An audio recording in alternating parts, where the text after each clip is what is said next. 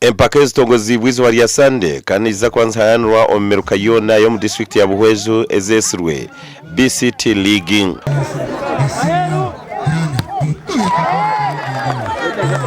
Omuzano gwigwireho gubireguri hagati ya Katinda esingire Kyamato agoro ibiraryemwe kandi abatebekanusano bagira ngo timu na 38 nekigenderwa cyo kutungura internet zeminyeto.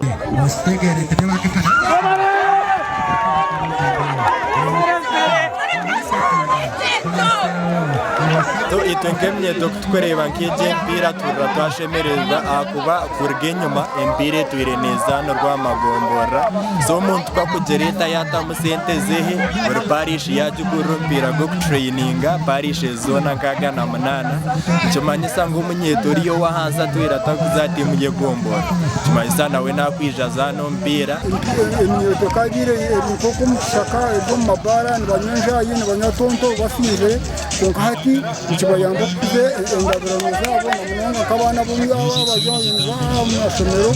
Ebyo bikiriyaho omuzancyunye Joseph we asingire Empaka za golfu ezo kwizuko wabiraryo omunyamahe brigade ya Nobo Mayombo wafira umwaka gwenkumebira umushanju. Empaka zizanirwa mu cyayi cya Boma Fort Portal kandi abatebekanisa baraganise kugumuzamo n'abatebekanisa Empaka buri mwaka okwizuka abwe birungi ebiyabire yakorire club ya Toro kutungura omuzano gu.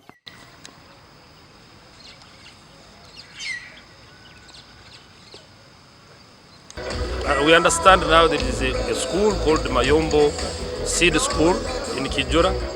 That one is there, it's operational. But we should not stop there. You manage to host the Mayombo Open every year for 14 years. We thank God for that. Heroes don't die completely. Heroes never die. Because their legacy lives on to tell